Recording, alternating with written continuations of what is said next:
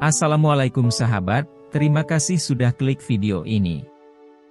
Jangan lupa kirimkan sholawat kepada Nabi Muhammad SAW di kolom komentar. Terima kasih juga untuk sahabat yang sudah like, komen, dan subscribe. Semoga hidup sahabat dilimpahi berkah dan selalu dalam lindungan Allah Subhanahu wa Ta'ala. Amin. Pernahkah kalian membayangkan seorang wanita biasa terjebak dalam permainan berbahaya di istana megah? Dendam, pengkhianatan, dan cinta terlarang bercampur menjadi satu, mengubah takdir yang tak pernah ia bayangkan. Rahasia kelam terbongkar, keputusan besar diambil, dan satu kesalahan bisa menghancurkan segalanya. Bagaimana akhir dari kisah ini? Mari kita mulai ceritanya. Mita menggenggam koper tuanya dengan erat saat menginjakkan kaki di pelataran istana megah milik Sultan Al-Zam. Matanya yang lelah berusaha menyesuaikan diri dengan cahaya lampu kristal yang menggantung di langit-langit marmer. Tak pernah terbayangkan dalam hidupnya, seorang gadis desa dari Indramayu kini berdiri di tengah kemewahan yang hanya ada dalam dongeng. Namun, di balik kilauan emas dan permata, ada ketakutan yang merayap di hatinya, karena ia tahu, kehidupan sebagai pembantu di rumah seorang sultan tidak akan semudah yang ia bayangkan. Sejak hari pertama, Mita menyadari bahwa istana ini bukan sekadar tempat tinggal megah, tetapi juga sarang kepedihan. Adiba, istri Sultan Al-Zam, adalah wanita angkuh dan dingin. Tak ada hari tanpa teriakan atau tatapan meremehkan yang ia tujukan kepada para pelayan, termasuk Mita. Namun, yang paling mengejutkan adalah bisikan-bisikan di antara para pegawai istana, tentang kebiasaan Adiba yang kerap membawa pria lain ke dalam istana saat Sultan sedang bepergian. Malam itu, saat Mita sedang membersihkan ruang kerja Sultan, langkah kaki berat bergema di belakangnya. Jantungnya hampir berhenti ketika ia menoleh dan mendapati Sultan Al-Zam berdiri tegak, menatapnya dengan mata tajam. "Siapa namamu?" Suaranya dalam dan berwibawa, namun menyiratkan sesuatu yang tak bisa Mita pahami. Dengan gemetar, Mita menjawab lirih, "Mita." "Tuanku." Al-Zam mengangguk, matanya seolah mengetahui ketakutan di balik wajah lugu Mita. "Mulai sekarang, kau akan bekerja di kamarku. Aku ingin kau melayani segala kebutuhanku," ucapnya, meninggalkan Mita yang kebingungan dan dicekam firasat buruk. Hari demi hari, Mita merasa ada sesuatu yang aneh dengan perlakuan Sultan terhadapnya. Ia tidak seperti pelayan lain yang hanya sekadar mengurus kebersihan atau melayani kebutuhan rumah tangga. Sultan Al-Zam seringkali memanggilnya ke kamarnya, memerintahkannya duduk di dekatnya, bahkan berbicara dengannya tentang hal-hal yang lebih dalam, tentang pengkhianatan, sakit hati, dan kesepian. Adiba mengira dirinya berkuasa di istana ini, bisiknya suatu malam. "Tapi aku akan menunjukkan siapa yang benar-benar berkuasa." Mita ingin menjauh, namun ia seperti terperangkap dalam permainan yang tak pernah ia daftarkan. Setiap kali ia mencoba menjaga jarak, Sultan justru semakin menariknya ke dalam lingkaran keinginannya. Hingga pada suatu malam, ia dibuat terkejut saat Sultan membawanya ke kamar megah yang selama ini menjadi tempat tidur Adiba. "Di sini," bisik Al-Zam di telinganya, "kau akan menjadi bagian dari pembalasan dendamku." Mita ingin melawan, namun tubuhnya membeku. Ia hanyalah seorang pelayan tak berdaya, dan di hadapannya berdiri pria paling berkuasa di negeri ini. Adiba tak menyadari apa yang terjadi di balik dinding kamarnya sendiri. Setiap malam, Mita dipaksa tunduk dalam permainan balas dendam Sultan, menyaksikan bagaimana pria itu melampiaskan sakit hatinya di tempat yang seharusnya menjadi milik istrinya. Tangis dalam diam menjadi sahabat Mita, tetapi di antara air mata dan rasa takut, ia mulai merasakan sesuatu yang tak semestinya, sebuah kehangatan yang membuatnya lupa bahwa ia hanyalah alat balas dendam. Namun, di sudut hatinya, Mita tahu bahwa ini adalah kesalahan. Ia bukan siapa-siapa, hanya seorang gadis desa yang bermimpi mengubah nasib keluarganya. Tapi kini, ia terjebak dalam permainan kotor dua orang berkuasa, dan lebih mengerikan lagi, ia tak tahu bagaimana caranya keluar. Ia menggigit bibirnya, menahan gemetar, ketika Sultan mencengkeram dagunya dengan lembut. "Jangan takut, Mita," katanya, suaranya bagai buayan yang manis. "Kau bukan sekadar pelayan bagiku." Mita menundukkan kepala, menyadari bahwa hidupnya tak akan pernah sama lagi. Ia kini berada di jalur yang tak bisa ia putar balik, dan yang lebih mengerikan, ada bagian dalam dirinya yang tak lagi ingin kembali. Mita duduk di sudut kamarnya, tubuhnya bergetar dalam keheningan malam. Hatinya berkecamuk antara rasa bersalah dan ketakutan. Setiap kali mengingat bagaimana Sultan Alzam menyentuhnya di tempat tidur milik Adiba, ia merasa dirinya bukan lagi dirinya yang dulu. Seorang gadis desa yang polos, yang hanya ingin bekerja dan mengubah nasib keluarganya, kini telah menjadi bagian dari sebuah permainan kejam yang bahkan ia sendiri tak mengerti akhirnya. Namun, lebih dari itu, yang paling menyiksanya adalah perasaan asing yang mulai tumbuh di dalam hatinya. Ia seharusnya membenci Sultan karena memperlakukannya seperti ini. Tapi kenapa setiap tatapan mata pria itu membuatnya lemah? Kenapa ia tidak bisa menolak setiap kali tangan Sultan merengkuhnya? Mita menggigit bibirnya, mencoba mengusir bayangan itu dari pikirannya. Ini semua salah. Ini bukan dirinya. Ia harus pergi dari istana ini sebelum semuanya semakin terlambat. Namun, kemana? Ia hanyalah seorang pekerja biasa tanpa kebebasan. Apakah mungkin ia bisa kabur dari istana Sultan yang dijaga ketat ini? Di luar kamar, Sultan Alzam berdiri di balik pintu, mendengar isakan kecil yang keluar dari bibir Mita. Ia memejamkan mata, menekan dadanya yang terasa sesak. Semuanya berjalan sesuai rencananya, menghancurkan ego Adiba dengan menjadikan seorang pelayan rendahan sebagai kekasih rahasianya. Tetapi, kenapa hatinya kini mulai merasakan sesuatu yang lebih dalam? Adiba masih tak menyadari apa yang terjadi di dalam istananya. Ia masih sibuk dengan kesenangan dunianya, menganggap Sultan Alzam takkan pernah bisa berbuat apa-apa atas pengkhianatannya. Hingga suatu malam, ia pulang lebih awal dari biasanya dan mendapati sesuatu yang menghancurkan harga dirinya. Saat Adiba melangkah ke dalam kamar megahnya, ia membeku di ambang pintu. Ada wangi asing di dalam sana, wangi yang bukan miliknya. Matanya membelalak saat melihat kain sprei yang kusut, tanda ada seseorang yang baru saja tidur di ranjangnya. Namun, yang paling menusuk hatinya adalah sehelai kain sederhana berwarna coklat di lantai, bukan miliknya, bukan milik Sultan, tapi milik seorang pelayan. Darah Adiba mendidih. Ia bergegas mencari Sultan, dan menemukannya tengah berdiri di balkon, menatap langit malam seolah tak ada hal yang perlu ia khawatirkan.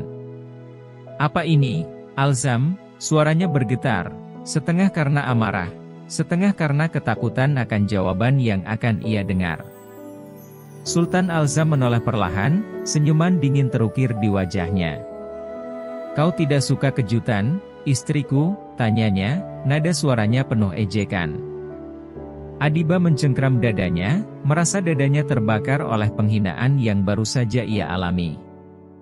"Jangan bilang kau membawa pelayan kotor itu ke tempat tidurku," suaranya tercekat. Alzam tertawa kecil. "Ah, jadi kau tahu rasanya dikhianati?" Ia berjalan mendekati Adiba, membiarkan kata-katanya menghujam seperti belati. "Selama ini kau pikir aku tidak tahu tentang permainan kotormu? Aku hanya membalasmu dengan cara yang lebih manis." Adiba merasakan dunia seakan runtuh. Ini bukan hanya sekadar balas dendam biasa, ini adalah penghinaan yang tidak akan pernah bisa ia terima. "Siapa dia?" desisnya, matanya membara. "Siapa selingkuhanmu itu?" Alzam mencengkeram dagu Adiba dengan kasar, membuat wanita itu meringis. "Jangan pernah menyebutnya seperti itu," suaranya rendah dan mengancam. "Mita lebih suci daripada kau yang selalu menodai kehormatan suamimu. Nama itu menghantam Adiba seperti pukulan keras di dada. Mita. Seorang pelayan? Seorang pelayan tak berharga. Itu lebih menyakitkan daripada perselingkuhan itu sendiri. Ia bisa menerima jika Sultan berselingkuh dengan wanita bangsawan lain, tapi seorang pelayan? Itu adalah tamparan keras bagi harga dirinya sebagai permaisuri. Di dalam kamarnya, Mita masih terjaga, tidak menyadari bahwa perang besar sedang terjadi karena dirinya. Ia hanya ingin pergi dari tempat ini, ingin kembali ke kehidupannya yang sederhana sebelum semuanya menjadi lebih buruk. Namun, saat tangannya menggenggam pintu, hendak mencoba kabur, pintu itu terbuka dari luar. Sultan berdiri di sana, wajahnya masih menyisakan jejak kemarahan setelah konfrontasinya dengan Adiba. Namun, begitu matanya menangkap wajah Mita, ekspresinya melunak. Ia mendekat, meraih pinggang Mita dengan lembut namun tegas. "Kau ingin pergi?" bisiknya, seolah bisa membaca pikirannya. Mita menggigil di bawah tatapan tajam itu. Aku tidak bisa di sini, tuanku," suaranya hampir tak terdengar. Sultan tersenyum kecil, jari-jarinya menyentuh wajah Mita dengan lembut. "Kau tidak akan kemana-mana," katanya dengan nada yang lebih dalam, lebih berbahaya. "Kau milikku sekarang." Mita menelan ludah, menyadari bahwa semakin ia ingin lari, semakin ia terperangkap dalam genggaman pria itu. Dan yang lebih menakutkan, ada bagian dalam dirinya yang mulai menyerah pada takdir ini. Mita duduk di ujung ranjang, kedua tangannya mengepal erat di atas pahanya. Nafasnya memburu, dadanya terasa sesak. Kata-kata Sultan Alzam masih terngiang di telinganya, "Kau milikku sekarang." Seakan dunia sudah menutup semua jalan keluar baginya. Ia tahu, sejak malam pertama ia menyerahkan dirinya, hidupnya bukan lagi milik sendiri. Tetapi apakah benar ini yang ia inginkan? Ataukah ia hanya hanyut dalam arus yang tak bisa ia lawan? Di luar kamar, Adiba menggenggam kain sprei yang pernah digunakan Mita dan Sultan di tempat tidurnya. Ia meremas kain itu seakan bisa meremukkan harga dirinya yang kini ternoda. Wajahnya merah padam, matanya berkaca-kaca, tetapi bukan karena kesedihan, melainkan amarah. Tak pernah dalam hidupnya ia dipermalukan seperti ini. Seorang pelayan? Seorang wanita hina yang bahkan tidak pantas menginjak lantai marmer istananya? Ini adalah tamparan yang lebih menyakitkan daripada semua penghinaan yang pernah ia terima.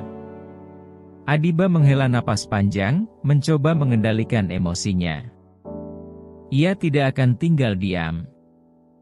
Jika Sultan ingin bermain kotor, maka ia juga akan membalas dengan cara yang lebih kejam. Dan target pertamanya adalah Mita. Sementara itu, Sultan semakin sering memanggil Mita ke kamarnya.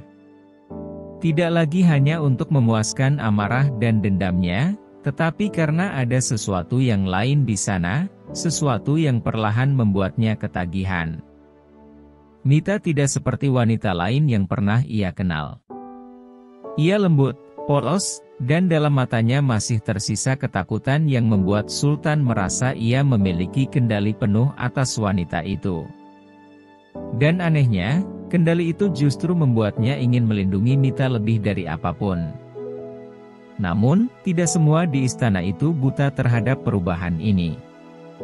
Para pelayan mulai berbisik-bisik, beberapa menatap Mita dengan iri, sementara yang lain menatapnya dengan kasihan. Mita tahu bahwa posisinya semakin berbahaya.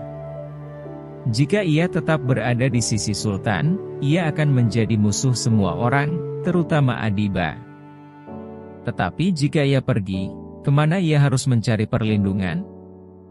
Malam itu, saat Mita hendak kembali ke kamarnya setelah melayani Sultan, seorang pelayan tua menyelipkan sebuah surat ke tangannya. "Hati-hati," bisik wanita itu sebelum menghilang ke dalam bayangan lorong. Dengan tangan gemetar, Mita membuka surat itu. "Jika kau ingin selamat, temui aku di taman belakang saat fajar." Aku bisa membantumu keluar dari neraka ini. Jantung Mita berdegup kencang. Siapa yang mengirim surat ini? Apakah ini jebakan? Ataukah ini benar-benar kesempatan untuk kabur? Namun, sebelum ia bisa mengambil keputusan, sebuah tangan dingin mencengkeram lengannya. Mita terkejut dan mendongak, hanya untuk menemukan wajah Adiba yang penuh kebencian menatapnya. Kau pikir kau bisa merebut suamiku dan lolos begitu saja? Desisnya. Mita membuka mulutnya, ingin membela diri, tetapi Adiba tidak memberinya kesempatan. Dengan gerakan cepat, ia menarik tangan Mita ke belakang dan mendorongnya ke dinding. Kau telah mempermalukanku. Kau telah mengambil sesuatu yang milikku, bisiknya dengan nada penuh amarah. Sekarang, kau harus membayar harganya. Tanpa peringatan, Adiba menekan perut Mita seolah ingin Mita merasakan sakit mendalam pada perutnya. Mata Mita membelalak, napasnya tercekat. Jangan lakukan ini, suaranya bergetar, air matanya mulai jatuh. Adiba tersenyum sinis. Kenapa? Bukankah kau menikmati kehidupan bersama dengan suamiku? Sekarang aku ingin melihat apakah kau juga menikmati rasa sakit. Saat Adiba semakin menekan perut Mita, suara berat menggema di lorong. Adiba. Sultan Alzam berdiri di sana, wajahnya penuh kemarahan, matanya membara. Dengan langkah cepat, ia meraih pergelangan tangan Adiba dan menarik tangannya dari perut Mita. Ia menatap wanita itu dengan kekecewaan yang dalam. Kau sudah keterlaluan. Adiba tertawa getir, air matanya akhirnya jatuh. Keterlaluan? Aku yang keterlaluan? Atau kau yang menjadikanku samsak dengan penghinaan ini? Ia menunjuk Mita yang masih gemetar di sudut ruangan. Kau memilih dia daripada aku? Seorang pelayan rendahan? Sultan Alzam terdiam, tetapi keheningannya adalah jawaban yang lebih menyakitkan daripada kata-kata. Adiba terhuyung mundur, dadanya sesak. Ia menyadari bahwa ia telah kalah. Bukan hanya dari Mita, tetapi juga dari takdir yang ia ciptakan sendiri. Mita merasa tubuhnya lemas. Ia hampir terluka malam ini, tetapi yang lebih mengerikan adalah kenyataan bahwa Sultan benar-benar memilihnya. Dan itu berarti, perang ini belum berakhir. Di luar istana, langit mulai berubah warna. Fajar akan segera menyingsing. Mita menatap surat di tangannya, menyadari bahwa satu-satunya kesempatan untuk lari sudah semakin dekat. Tetapi apakah ia masih ingin lari? Ataukah hatinya kini sudah mulai tertawan oleh lelaki yang seharusnya tidak ia cintai? Mita berdiri di depan cermin, tangannya gemetar saat menyentuh perutnya yang masih rata. Ia tak bisa lagi mengelak dari kenyataan, sudah lebih dari 2 bulan ia tidak mengalami haid. Ia menutup mulutnya, menahan isakan yang hampir pecah. Ini tidak boleh terjadi. Tidak di sini. Tidak dalam keadaan seperti ini. Dalam kepanikannya, ia menemui salah satu pelayan tua yang dulu memberinya surat peringatan. Wanita itu menghela napas panjang setelah mendengar kekhawatiran Mita. Aku sudah menduganya, katanya lirih. Kau harus segera bertindak sebelum semuanya terlambat. Namun, terlambatlah sudah. Kabar tentang kondisi Mita akhirnya sampai ke telinga Sultan Alzam. Malam itu, pria itu datang ke kamar Mita dengan tatapan yang sulit diartikan. Benarkah? Suaranya lebih lembut dari biasanya. Mita tak sanggup menjawab, ia hanya menunduk. Air matanya mengalir pelan, membasahi pipinya.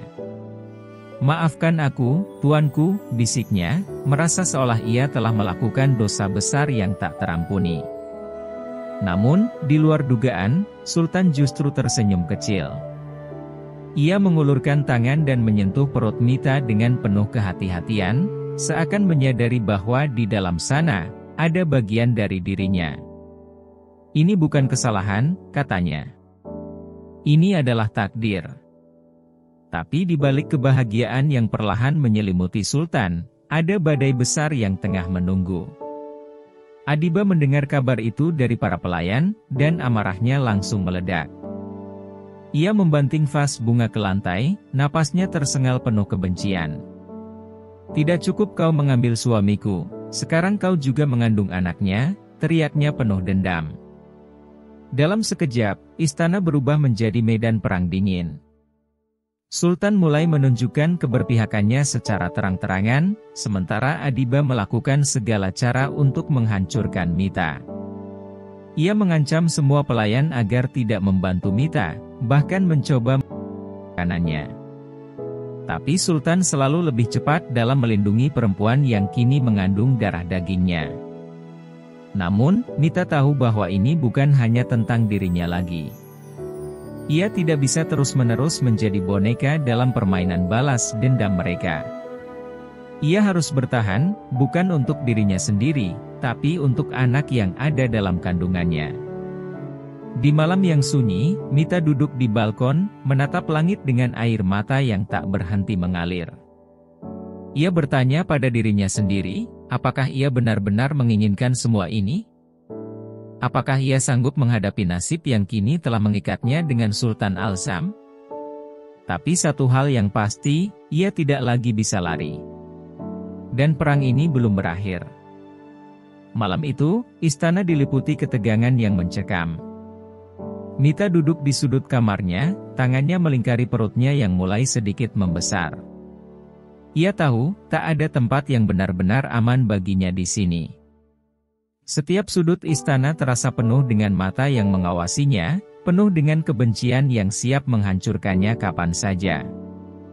Di ruangan lain, Sultan Al-Sham berdiri di depan jendela besar, menatap keluar dengan ekspresi penuh kebimbangan. Sejak mengetahui kehamilan Mita, hatinya berubah. Dulu, ia mendekati gadis itu hanya sebagai bagian dari permainan balas dendam terhadap Adiba. Namun, tanpa ia sadari, Mita telah menjadi sesuatu yang lebih.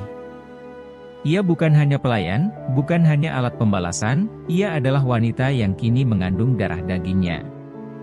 Sementara itu, Adiba masih terperangkap dalam pusaran amarah dan harga diri yang hancur. Ia tak bisa menerima kenyataan bahwa Mita kini lebih berkuasa dari dirinya. Dalam putus asa, ia merencanakan langkah terakhir. Langkah yang akan memastikan bahwa Mita tidak akan pernah melahirkan anak sultan. Malam itu, Adiba menyelinap ke kamar Mita dengan segelas teh yang telah dicampur ramuan dari seorang dukun. Ia tersenyum dingin saat meletakkannya di atas meja. "Minumlah," katanya dengan suara yang nyaris terdengar ramah. "Kau pasti lelah." Mita menatap teh itu dengan ragu. Namun, sebelum tangannya sempat meraihnya, pintu kamar tiba-tiba terbuka dengan keras. Sultan Al-Sham berdiri di ambang pintu dengan tatapan tajam penuh amarah. Dalam sekejap, ia menyadari niat Adiba. Tanpa berpikir panjang, ia menampar istrinya begitu keras hingga wanita itu terjatuh ke lantai. "Kau sudah cukup membuatku muak, Adiba," suaranya menggelegar memenuhi ruangan. "Kau ingin menghilangkan anakku? Kau ingin merenggut satu-satunya kebahagiaan yang tersisa untukku?" Adiba menatap Sultan dengan mata yang penuh air mata dan kepedihan. "Bagaimana bisa kau melakukan ini padaku?" Suaranya bergetar, penuh kepedihan. "Aku adalah istrimu, Al-Sham. Aku adalah wanita yang kau nikahi dengan sumpah. Kenapa kau memilih seorang pelayan rendahan dibandingkan aku?" Sultan menghela napas panjang, menatap Adiba dengan tatapan penuh kekecewaan. "Karena kau yang membuatku memilihnya. Kau yang menghancurkan pernikahan kita dengan perselingkuhanmu sendiri. Aku mencintaimu, Adiba, dulu. Tapi kau yang menghancurkan cinta itu dengan tanganmu sendiri." Adiba terisak. Untuk pertama kalinya, ia merasakan luka yang benar-benar menyakitkan, lebih menyakitkan dari sekadar kehilangan kekuasaan atau harga diri. Ia telah kehilangan suaminya, dan kini ia harus menghadapi kenyataan bahwa Sultan lebih memilih wanita yang selama ini ia remehkan. Hari-hari berlalu, dan akhirnya Sultan mengambil keputusan yang mengguncang istana. Ia menceraikan Adiba dan mengusirnya dari istana. Sang permaisuri yang dulu begitu angkuh, kini berjalan keluar dari gerbang istana dengan air mata yang tak bisa ia hentikan. Ia telah kalah. Dan yang lebih menyakitkan, ia tahu bahwa semua ini adalah akibat dari kesalahannya sendiri. Sementara itu, Mita tetap tinggal di sisi Sultan. Walaupun hatinya masih diliputi keraguan dan ketakutan, ia tahu satu hal yang pasti, ia kini mengandung anak lelaki yang paling berkuasa di negeri ini. Dan suka atau tidak, hidupnya tak akan pernah kembali seperti dulu. Di suatu pagi yang cerah, Mita berdiri di balkon, mengelus perutnya yang semakin besar. Angin sepoi-sepoi menerpa wajahnya, membawa ketenangan yang tak pernah ia rasakan sebelumnya. Kini, ia bukan lagi hanya seorang pelayan, ia adalah ibu dari calon pewaris tahta. Dan di dalam hatinya, ia bertanya, apakah ini benar-benar kebahagiaan? Atau hanya awal dari penderitaan yang baru? Terima kasih telah menonton hingga akhir, sahabat. Kisah ini mungkin meninggalkan banyak pertanyaan dan perasaan yang campur aduk dalam hati kita. Apakah benar takdir kita sudah ditentukan, ataukah setiap pilihan membawa kita pada jalan yang tak terduga? Jangan lupa untuk tinggalkan like, komentar, dan share video ini kepada sahabat lainnya. Kirimkan sholawat kepada Nabi Muhammad SAW di kolom komentar. Semoga hidup kita selalu dilimpahi berkah dan dilindungi oleh Allah Subhanahu wa Ta'ala. Amin. Jika sahabat belum subscribe, pastikan untuk menekan tombol subscribe dan aktifkan notifikasi, agar tidak ketinggalan cerita menarik lainnya. Sampai jumpa di video berikutnya, semoga selalu dalam lindungannya. Wassalamualaikum.